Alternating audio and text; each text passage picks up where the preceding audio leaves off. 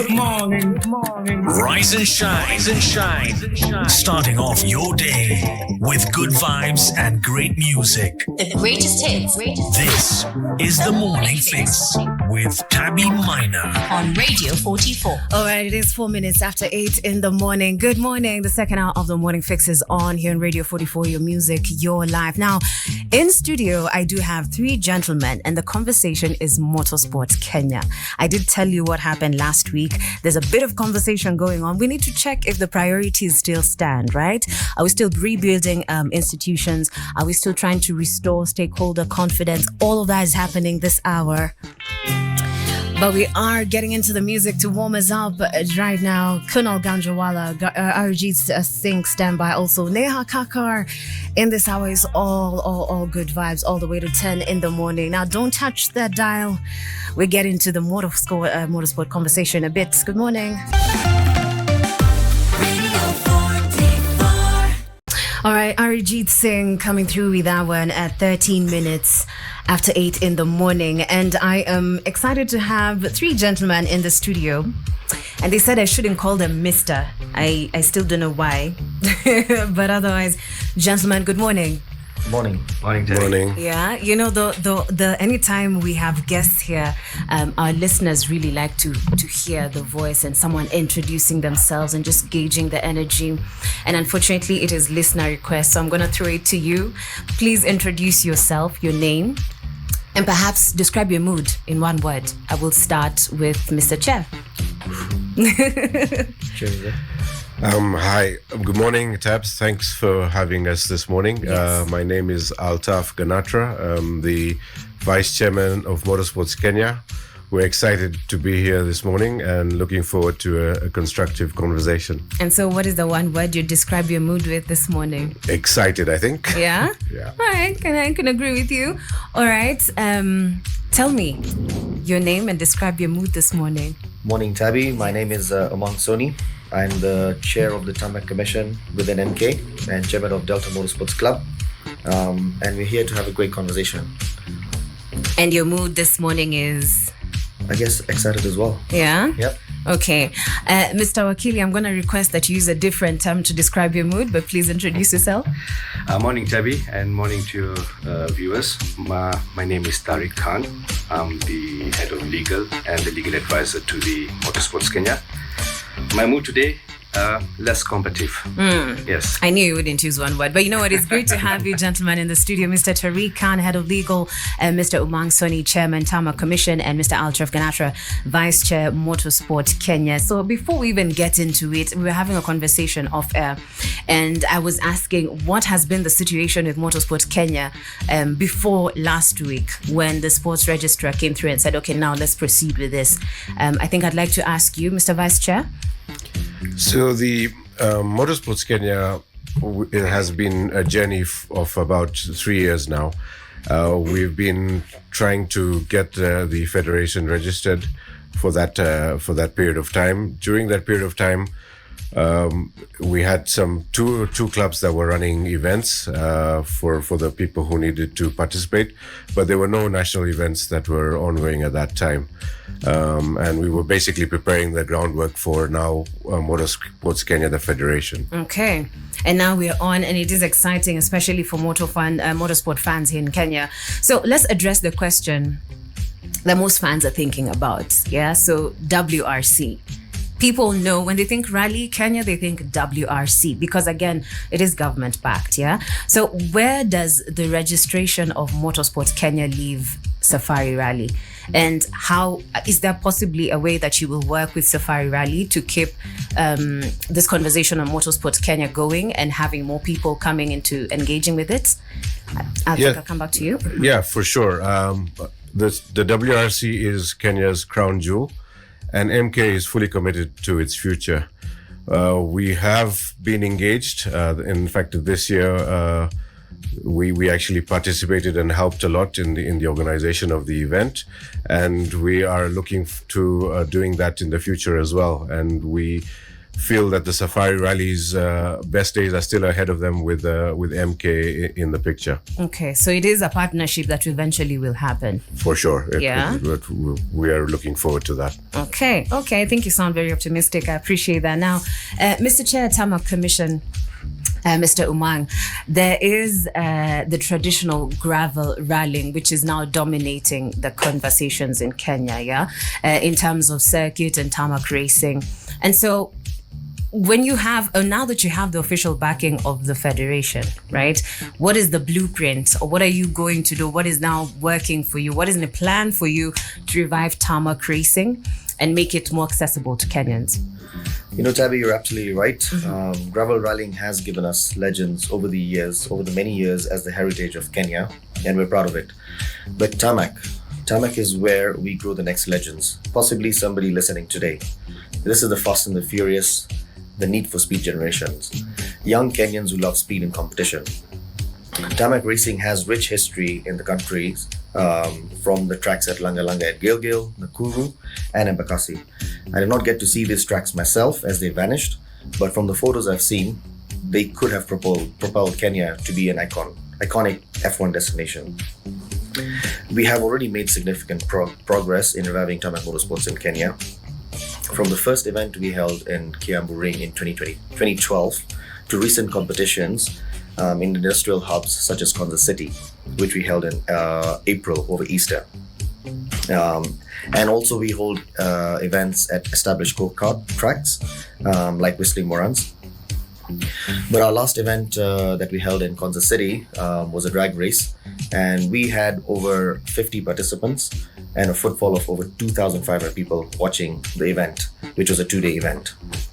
We also had spectators driving in all the way down from South Africa to come and attend these events, because drag racing is quite big in Kenya.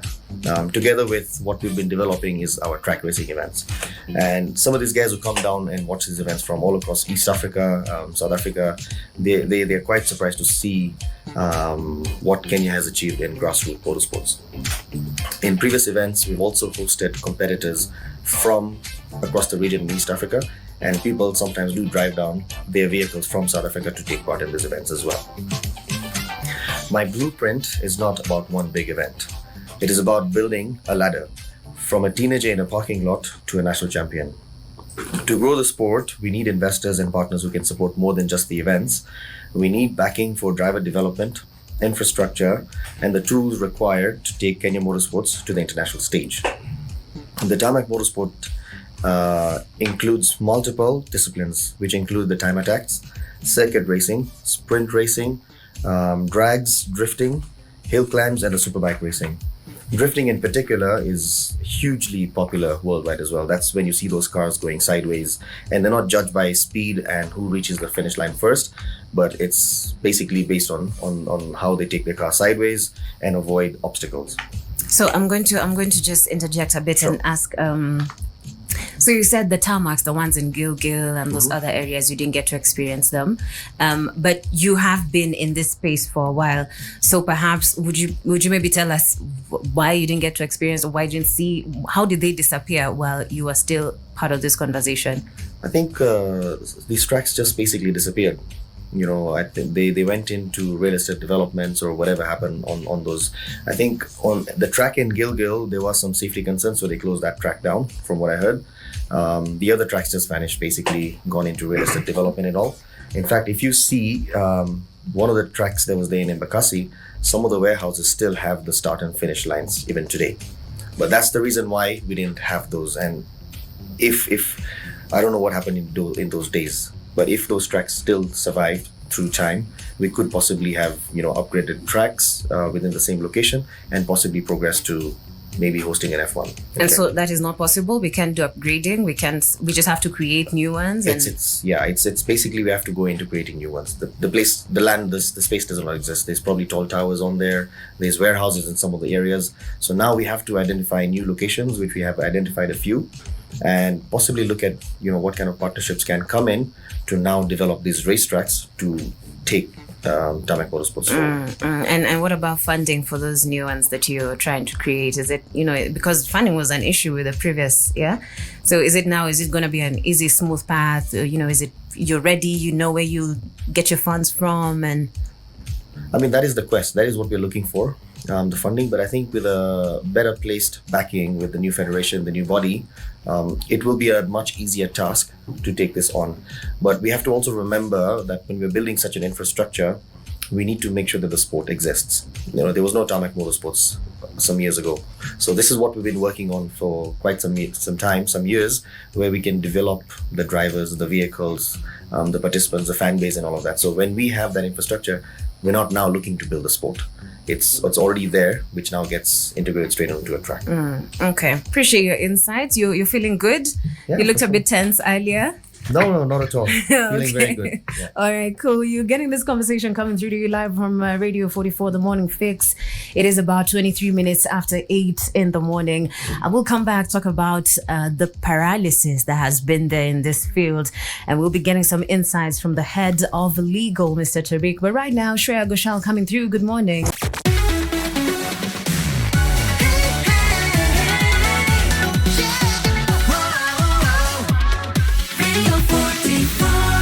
All right, it is about 34 minutes after 8 in the morning. It is Tabby on the Morning Fix, and we are having the conversation on motorsports and what is the future like, or what has the past been, and what are the issues that need to be resolved, what are the priority things. Now, I want to talk to Head of Legal, Mr. Tariq, and we need to look at the paralysis issue, right? So there have been endless courtroom battles in regards to the previous structure, right? So as head of legal, what is your definitive turning point that allowed Motorsport Kenya to finally get the official registration done? And how does this new legal framework guarantee that the sport will not end up having the same wrangles we've had before? Thank you, Tavi. There are two aspects to this that needs to be clarified. So this whole process has not been a legal process as such. It didn't start with people going to the boardroom, doing boardroom coups. It didn't start off with a hostile takeover. No.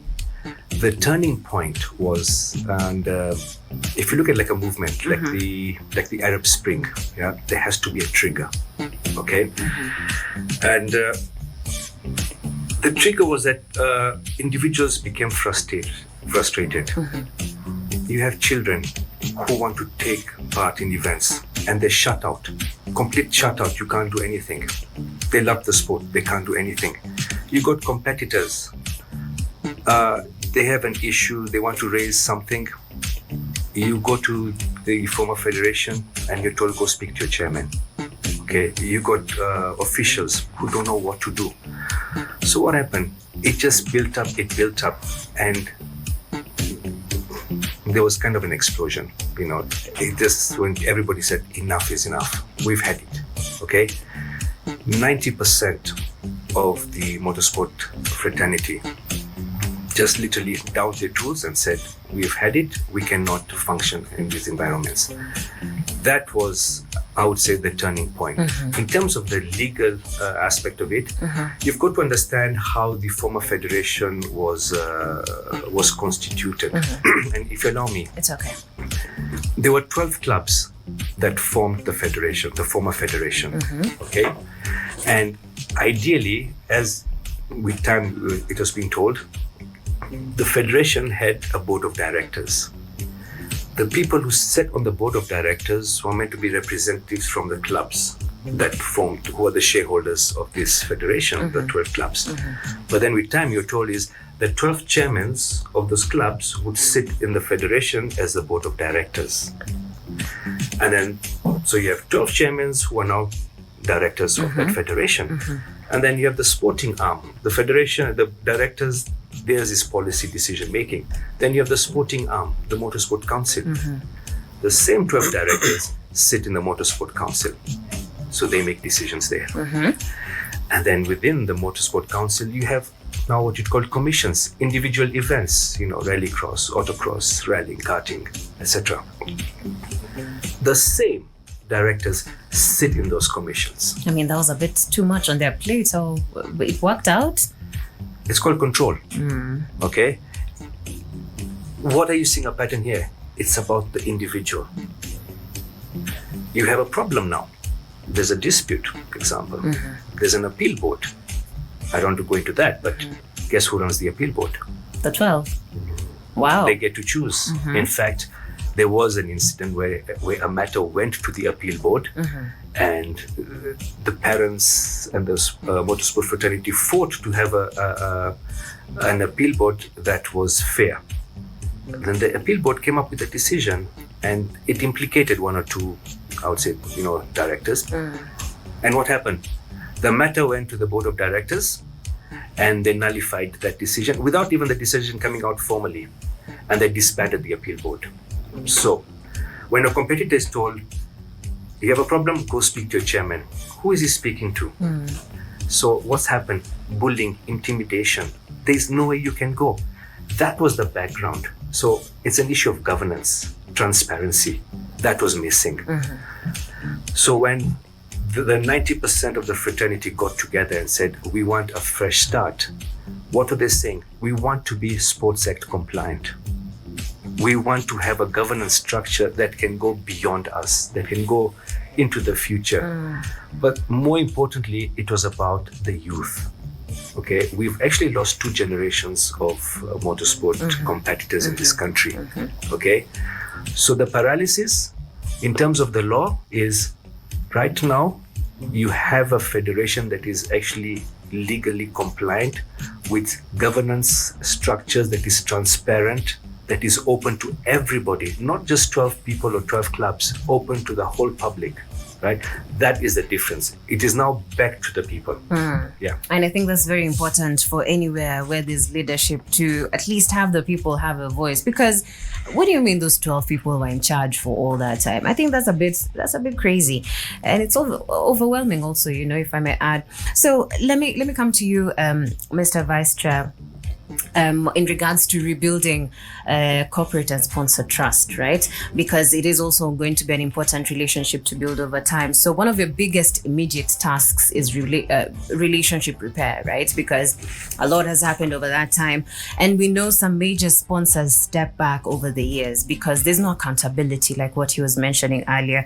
So I guess the question is, what concrete financial transparency mechanisms is Motorsport Kenya putting in place so that we're able to prove to these brands and potential partners that their funds will not be mismanaged? I guess it's very important to speak to now someone who would want to come in as a partner, a sponsor. What financial transparency mechanisms have been put in place to be able to prove to corporate brands that indeed we will handle the finances right? Thanks, Tabi. That's a very important question, and it's actually very well entrenched in our MK Constitution. Financial transparency is key. The motorsport, basically, the corporates did not run away from motorsport because they do not enjoy motorsport or they don't like backing motorsport. It's because of the lack of trust that they found previously. So the Constitution is actually very, very specific on how this will work. First of all, our governance structure is such that we have a board of trustees above the executive. This is made up of eminent motorsports people and captains of industry, and they will be checking on the executive. And this has not been done before in the motorsports fraternity. The other thing is we will have finance people who are specific dealing with the finances, and they, of course, will have to report to the executive. Besides that, we will also have independent auditors who will be auditing the federation, and that should also provide accountability to potential sponsors. The other thing, which is also very interesting, is that we are actually going to allow the corporate sponsors to become members of the federation. Which happened before? No, it's something completely new. So they are going to be part of the federation, so they will be able to ask the right questions. Basically, if you are a sponsor, you want to see where your money is being spent. Sure. Is it being spent in the right way? Are you getting value for money? And hopefully, with with the structure we have put in place, you will actually see that very clearly. All right. So you're saying any potential partners and sponsors should feel safe to be a part of this? Absolutely. I think they would feel very safe because, as I said, they can even be part of the federation. So they can ask, rather than asking questions from outside, like previously, they can actually ask questions inside and actually get full accountability for where their funds have been spent. All right, that sounds promising. I appreciate that. And I think I'd also like to know, and I think this also goes to all of you. Now, Kenya is known to be an athlete country, right? So even the focus when you hear Kenyans out there, and even in fact, every week there's a story about a Kenyan doing something. And so I'm wondering, because a major differentiator for Motorsport Kenya is the leadership team made up of drivers, navigators, competitors. So as the executive leadership, how is the athlete first mindset going to change by the day-to-day experiences for a driver, or even for the people who are part of this Motorsport Kenya generally? How is that athlete first mindset going to change, as now we want to bring in this lost generations to come through and say, you know what, we've revived Motorsport Kenya? How are we going to change that? I think I'll come to Wakili. Okay. So remember what I said. We have a problem. What was the answer? Speak to your chairman. That is where the problem was. Okay. Your chairman is a director. He sits on the board. He is going to investigate you as well. Where's the problem? Okay. They forgot that they were there because of the athletes. We are changing that around now. Okay. Remember, MK's leadership is made up of past competitors and also present competitors. Okay. They have lived through these frustrations personally. Okay. For us, it is to put the athletes first. We are there because of them. We are there for them. Okay. What they say, we are going to listen, right? Because we've all been through that. That is how we're getting into it. Okay. The governance, as Altaf has put it, there's a check and balance in the governance. If the National Executive Committee is doing something, the trustees have those powers to come and rein them in. Okay. You have a General Assembly where you can go and now vent what it is you want to say.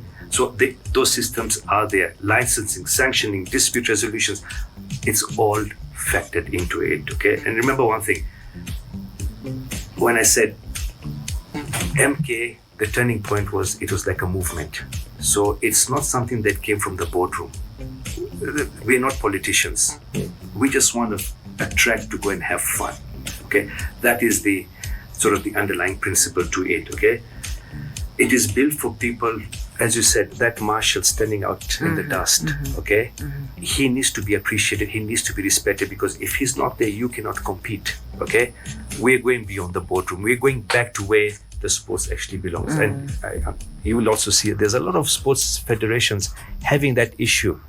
If it's not the boardroom, it's the courtroom, and that's where it's lost. And we are saying we don't want to go down that road. A sports should be played on the field.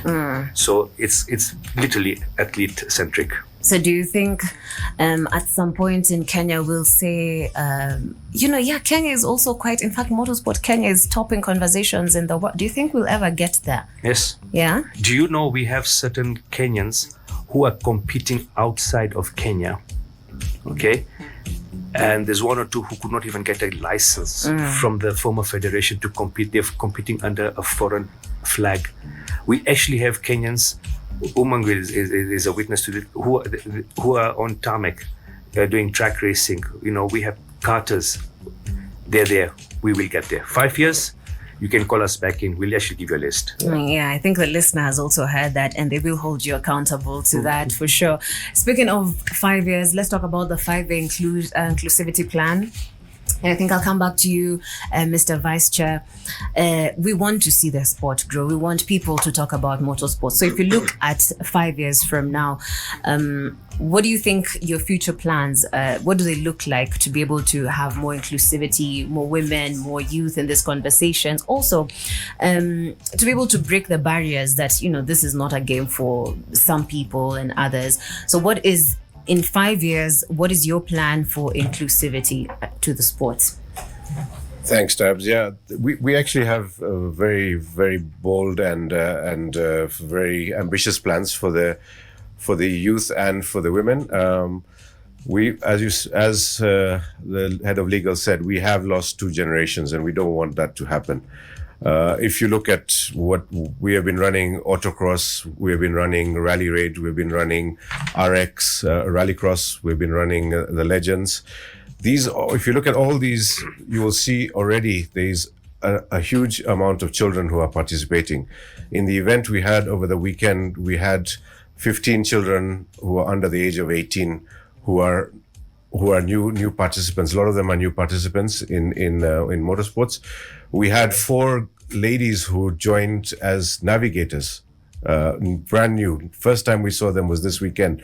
It's a sure sign that we are headed in the right direction. So we have a vision, we have a plan, and we are looking at a very structured entry for them. We're also looking at grassroots. That's one of our big focus as MK. We're looking at the less fortunate, the people who can't really even afford, because motorsports is not cheap. That's a fact. But we even have a program that we have coined Dream to Drive. That it's something that we need to speak about, but we want to actually go to the grassroots and pick children from there and put them through motorsports and hopefully build them into like you're talking about world-class athletes. That's what we're looking at. We want to bring them from where they are to world-class athletes. So the plans are there, and in 3 to 5 years, I think you will see a lot of children who have gone through and become very good athletes, and also ladies, but also ladies not only in the sport, but also as managers, as clerk of course, as marshals. We also want to see them in those roles as well, and in leadership roles. All right, I appreciate that. And I think 100% the listener will be holding you accountable. Now, when we come back, we talk about the future roadmap and also the ultimate legacy you're seeking to leave as you begin this new journey in the Motorsport Kenya space. Right now, though. All right, Vishal Mishra with our 7 minutes to 9 in the morning. Is Tabby on the morning fix, and we are still in that conversation for Motorsport Kenya and what it looks like for where the group is coming from and where we are headed in the future. So let's talk the future roadmap with the FIA.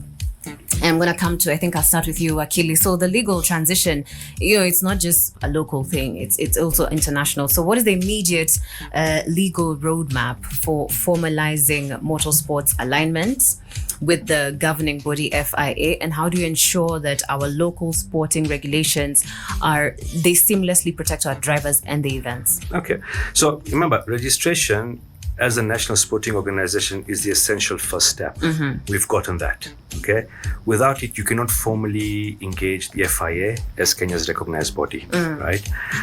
MK is now in that position to open formal dialogue with the FIA for affiliation, and it's work in progress, and it is going to happen. Okay, it's just a formality, right? The immediate priority is to again align local regulations, the sports that you're doing that are aligned again with the FIA regulations, with FIA standards. Okay, we as MK would be looking at now issuing permits to competitors, permits to events, competition licenses. Remember, there has been no national championship in the last 2 to 3 years.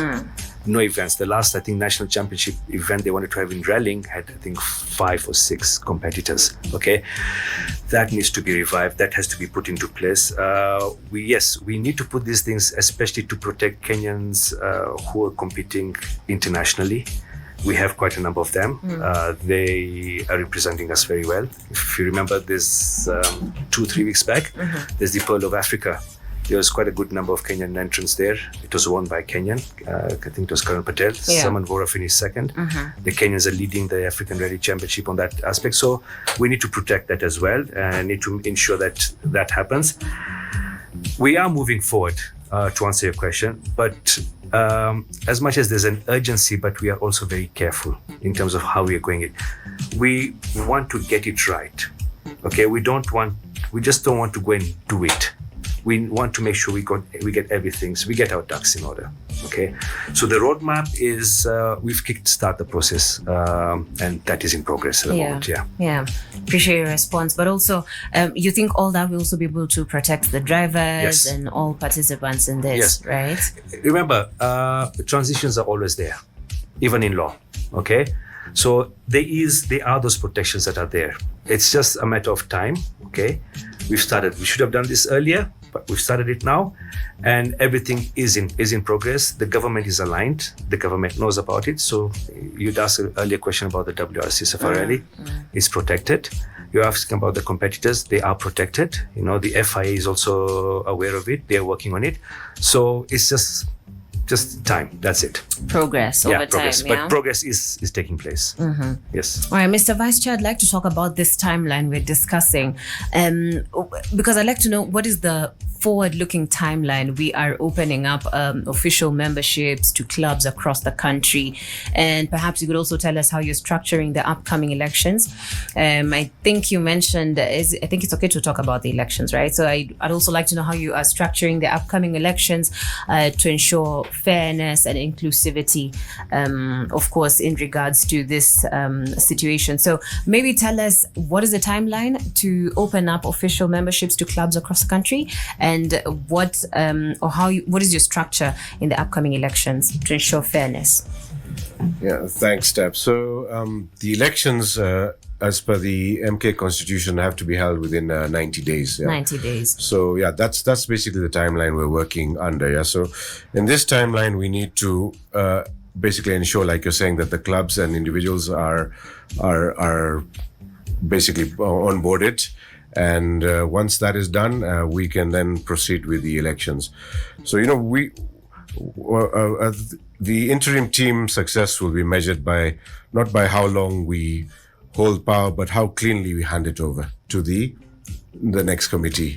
So we are very clear that we need to do this properly. We need to do it within the constitutional framework, and make sure that the new team that comes in is freely and fairly elected.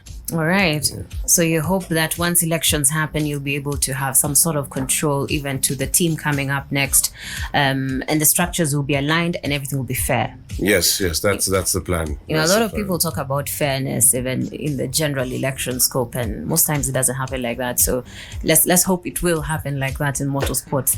Chabi, let me just, if you don't mind. I would want our listeners, and I know there are a lot of them who are motorsports in the motorsports fraternity.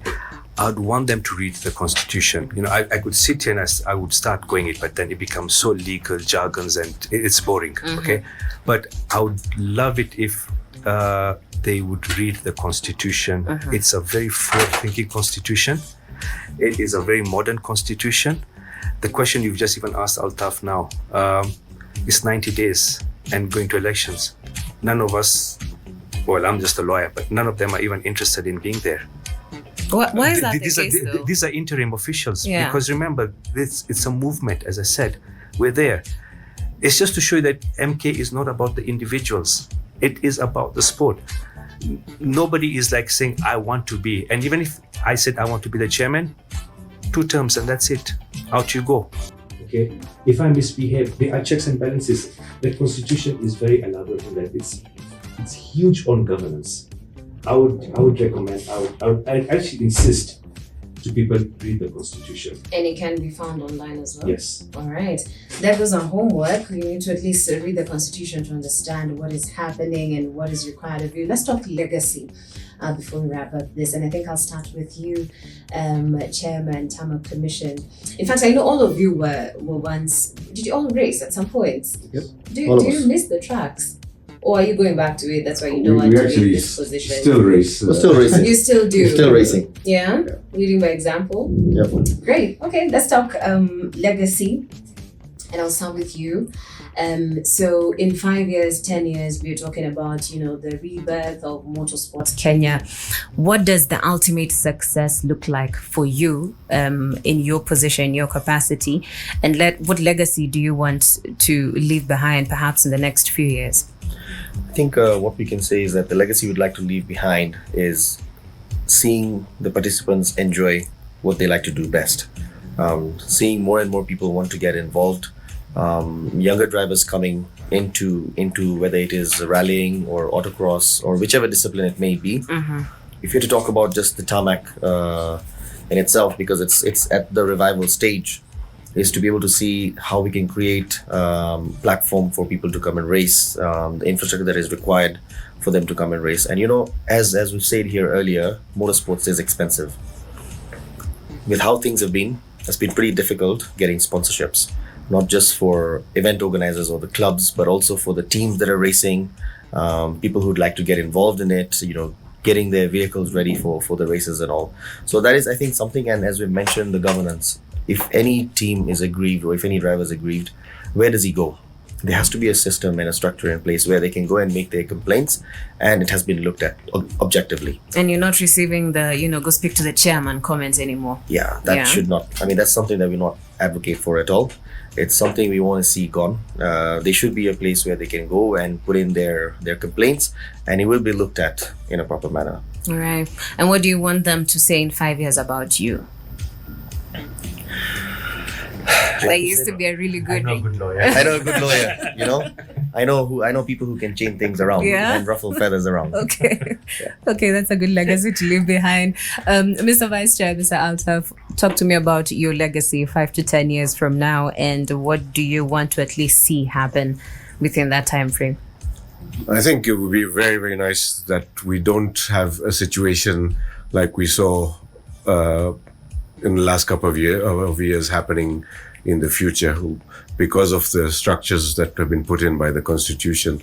Just like Umang says, we don't want a similar scenario where people have an issue and then another movement comes up. So that would be really good, that the structures work properly, that have been put in place, and everybody's happy, and everybody's, instead of spending their time doing this sort of thing, they're racing, rather than basically trying to fix things. The other thing is, of course, I would love to see the sponsors have come back on board. That would be amazing to see in 5 to 10 years that, all the guys who had shied away because of the problems before are on board. They're getting the value for their sponsorship, and we are seeing children progress through the sport because of the structures that we have managed to put into place. Okay. And once you leave office, what do you want them to say about you? About me, that I was a fast guy who used to. They should focus on. You can tell what from the laugh that nobody thinks that I'm that quick. Okay. Thank you, Mr. Altaf, to share that legacy. I hope we see it through. Wakili, Mr. Tariq, what is your legacy as the person who discusses legal matters, and what do you want to see having been solidified in the next 5 to 10 years in this sport? We lost 2 generations. That should be the last of it. If we are fixing a problem right now, then we're fixing it once and for all. We don't have that situation again. I don't understand. That would be 1. 2, we should never have that situation of speak to the chairman. Okay? How will you see our success? Our success, what will I take out of this? Like legals, that yes, we went to court and we fought a battle, but for me the success would be when people sit and talk about the sports itself and not look at the governance. When the governance is now put at the back because it is so well maintained and so well run that we're not talking about who is the president, who is this and who. No, we're talking about what we need to talk about, which is the sport itself, the track itself. That to me would be the success.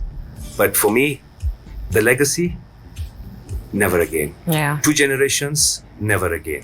If I'm the Mr. Fixer and I came to fix that, then I will make sure it never happens again. We cannot lose generations, and more importantly, we cannot lose the youth to politicking. 100%. 100%, and I agree with that. And I appreciate all of you for taking your time also to just come through to Radio 44 studios. Thank you for having us. And you know, the listener has been keen. In fact, our audience mainly has people who are interested in motorsport. So I think before we leave, this person who's listening and they're thinking, I really want to be a part of this and I don't know where to start from. Now with all these changes, I think I'll go to you, Mr. Vice Chair.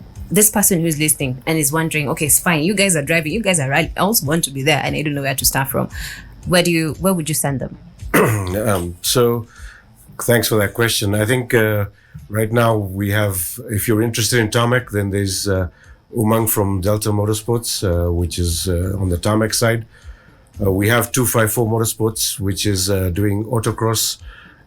These are the grassroots levels, and these would be the good starting points, I think, for anybody who's interested. And from there, they can get all the information, maybe attend events, even as spectators to start off with. Everybody there is really friendly, is always willing to help. We have a good bunch of people there, and they will definitely show you the way. Is there something coming up that we should probably think of attending, or going to learn something, enjoy also? Yeah, so what I'd like to say is we have an event that is coming up at the end of the month, May 31st in Machakos, the People's Park. It's a time attack event, Tarmac based, and not just that, but we have an action-packed calendar. And just like Altaf has said, anybody who's interested, they can get in touch with either 254 Motorsports or Delta Motorsports Club through our social pages.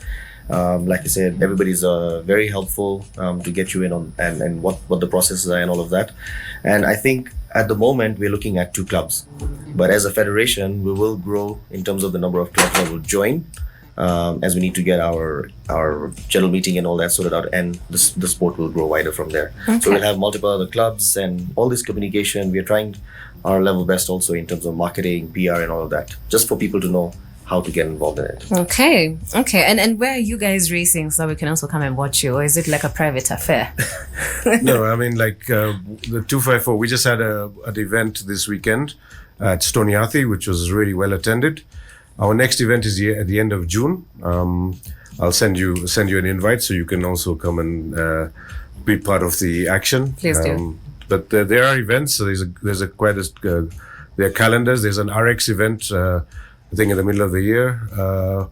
There's also Rally Raid, which is taking part after in the first week of June. Mm-hmm. There's the Rhino Charge, which is also end of June. It's an annual event that takes place. So there's lots happening out there. There is a lot of motorsports that's actually taking place, but we need to grow it for sure. All right, and we will be on the lookout to be able to at least be a part of this. Thank you, gentlemen, for your time and your insights. I can only wish you the best, and I hope to have you again here a couple of years down the line so that we're able to revisit this conversation. Maybe even 3. Even 3. 3 years should be okay to start off something, yeah? You're very positive. Yeah, we'll take that. All right, thank you, Mr. Tariq Khan, Head of Legal. Thank you, Mr. Umang Soni, Chairman, Tarmac Commission. And thank you, Mr. Altaf Ganatra, Vice Chair, Motorsport Kenya. Your insights have been helpful. The listener is happy, and so are we. Thank you for honoring our invite. Thank you for having us. Thank you very much. Thanks for having us. All right, have yourself a fantastic day. We will be getting into the next hour with more good vibes here in the morning fix. Until then, good morning.